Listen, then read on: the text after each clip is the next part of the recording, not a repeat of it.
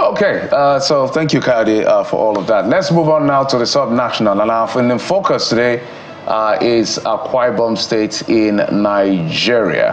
And joining us on the program is the Commissioner for Information and Orientation, Mr. Memabong. Mr. Memabong, thank you so much for coming on the program. Good morning. Thank you. Glad to be here. All right, let me begin with the big question. A lot now questions are going to the sub-nationals because we know that last sharing of FAAC allocation came to about 1.7 trillion, record high numbers. And the president has spoken to the governors when they met him in his home in Lagos to say, look, development is literally in your hands. That is why perhaps all of these monies are being spent. So I know Akwa Ibom is a big earner when it comes to FAAC allocation, from derivation to issues of 13% and all of the elements that accrue to the state. How is that spending, or how is that revenue coming into the state impacting the people in practical terms? Absolutely. The circumstance we find ourselves is a situation where, yes, you have quantitative increase, but when you look at qualitative increase in terms of monetary value, in terms of time value of money, that's an argument. But the truth is, whether you have little or plenty, it is the underpinning philosophy that will drive it. In Akwa Ibom State, we've been lucky to have governors who are focused on education, especially since the civilian regime. In the current administration, His Excellency Pastor Obaseno's disposition towards development is wholesome. So he pushes development from the narrative of equality and equity. So today, at least in every local government area, you have projects ongoing in terms of education, in terms of healthcare, in terms of road infrastructure, so that no part of Akwa Ibom feels left out. That's why you're not going to hear the argument between oil producing and non-oil producing, because there is equitable distribution of resources. But remember that the cost of things, the inflation has affected seriously, drastically, the cost of things. So now a lot of, you may have a lot of liquidity, but the value of what that can provide for you is minimal compared to what it could do before. But again, that is where financial engineering comes in. What's the priority at the moment, and what determines who gets what? So for example, as we speak, model schools, model primary schools, where students would have to sit in classes and have Google Classrooms, would have tabs, would have classrooms that are interconnected, so that it's not just the physical classroom. They can also have benchmark with other colleagues of theirs, and we're making those partnerships available. When you look at the road infrastructure that we're doing, His Excellency is ensuring that every single part of the state has a bite.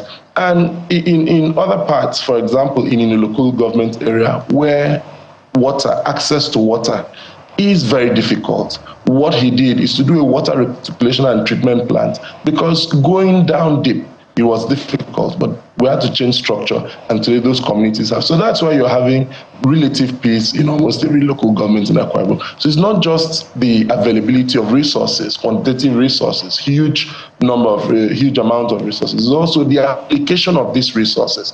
After all, you do know that resource cost is a challenge, not just in Nigeria, it's a challenge in Africa, where a resource that was supposed to be a blessing has become a curse. So yes, more money has come, but that is also a challenge with the inflation currently in the economy. But again, we're thankful to Mr. President for his concern, the fact that he continues to speak about development directly with governors. In Akwa Ibom, we're lucky to have a governor who is also very deep in thought about this. And there's a lot of discussions that go into these projects before we do them. So now people now own projects. The stakeholders now sit to determine what projects do we want. So we call it the democratization of projects. Because at that point, you discover that the people know what they want, instead of government just zoning projects to them. Rather, people sit on their own and say, we have myriads of demands, but this is what we need first. There are some places that have said, look, we need a hospital first before a road. We need schools first, because that is what is disturbing us.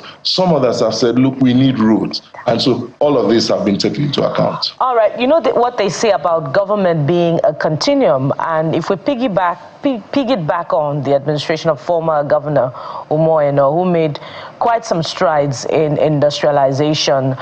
Talk about the coconut manufacturing plants. We could recall his investments on a metering company in Akwa Ibom State, just to mention a few of his industrialization strides. What would you say has been the policy drive of this succeeding administration in sustaining that industrialization drive and its impact on the local economy in Akwa Ibom? So what has happened is that His Excellency, the current governor, who was a commissioner in the last administration of former Governor Aide Emmanuel, has ensured that there is a linkage between the things that were done then and the things that are being done now. And he's adding value to the things that are being done. So we take the coconut refinery, for example. What we are doing now is the calibration of the equipment and to ensure that the products meet standards. So we're doing calibration of equipment and registration of the output so that they can get to global markets. What is he also doing? He's also encouraging. So, for example, the plantations that had been cultivated in the last administration, he's still funding them to ensure that those plantations can fruit so that they can become a feedstock. Beyond that, he's also looking at the investment perspective, to ensuring the sustainability of the factory. Going beyond that, when you look at Ibom Air, which clearly is a lasting legacy of the last administration, under this administration, new aircrafts have been received, CRJ, 2 more CRJ have been received, Airbus has been received, and he's even gone further to consolidate, physically attending meetings with Airbus to show the concern and consistency of the administration, like you mentioned, that government is a continuum. Even the pilots who are training in the Airbus Flight Academy in Europe, he met with them physically and told them, gentlemen, we are still committed to the course of your training and we are waiting to receive you. In terms of even road infrastructure, in terms of agriculture, you would see a clear continuum between what the last administration did and what this administration has done. But when you go to issues like metering, we're going to have a power summit in the first quarter of this year. We're planning that already. That is why His Excellency the Governor is saying we need to come together to plan to integrate all of this. A lot had been done by the past administration, which needs a lot of integration, to kickstart and make it work. So the metering company is there, excellently prepared for the task. But you do know that we have the crisis we have in the energy sector where there are some challenges. So by the time we have the power summit, which we are going to have, all of this investment, the investment in Ibom Power, the investment in distribution lines and distribution facilities, all of this will become a wholesome. I wanted to find out, my apologies, I wanted to find out the metering, the syringe, the coconut, the paint factories, are they still functional? Or what is the state? What is the exact state of those factories? The reason I ask is because Akwa Ibom is still highly dependent on FAAC, about 80-something%. So, and as a rich state, we expect the IGR to grow. As at 2023, the record numbers we have 43 billion or so. So that comes to about 3 billion naira in IGR of a state like that. That should do better. I know the aspiration in 2025 budget is about 6 billion. When you talk about 80 billion naira as the total IGR package. But it's still highly dependent on FAAC. So industrialization is key, which is why I'm asking for the status. We know Ibom Air is one of the pride of the state. We can do cost-benefit analysis, but these other ones that will employ a lot more people, what is the status?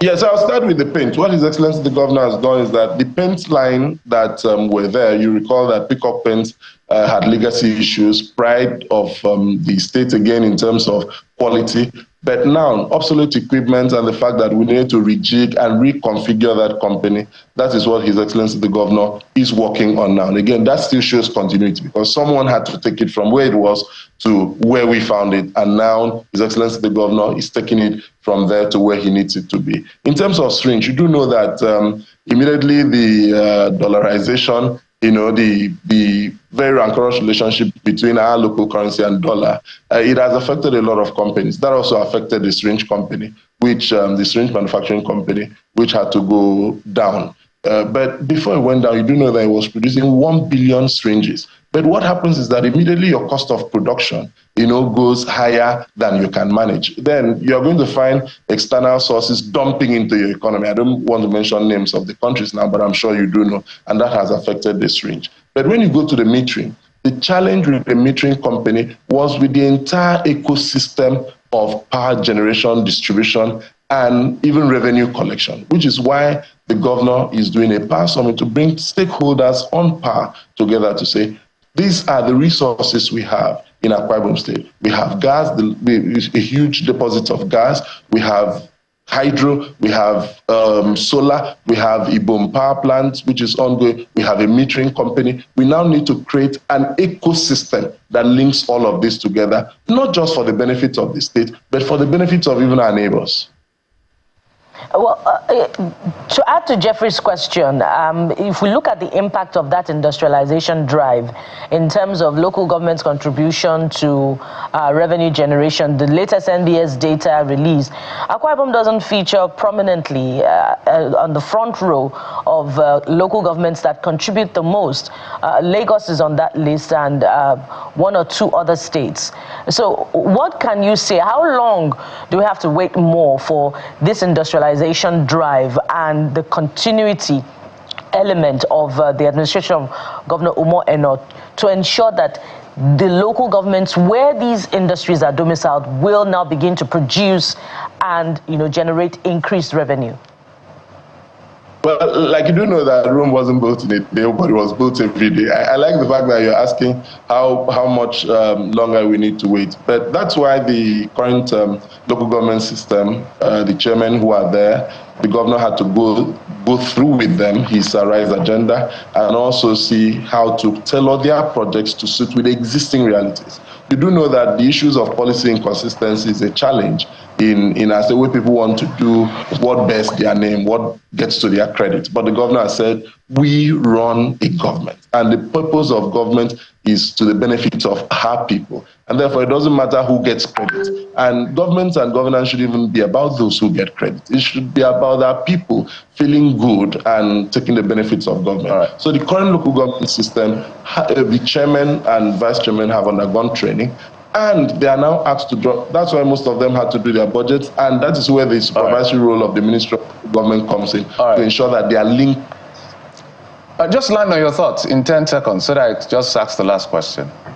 Yeah, so that there are linkages between what the state government had done, what the state government is doing, and what the local governments are doing, so that it can become a whole, so that we do not have and patches that would look like different colors on a coat. All right, Mr. Mbambong, the last question. What is going on with the Ibom deep sea port? That is, perhaps for me, the biggest game changer. I know there are so many red tapes when it comes to deep sea port.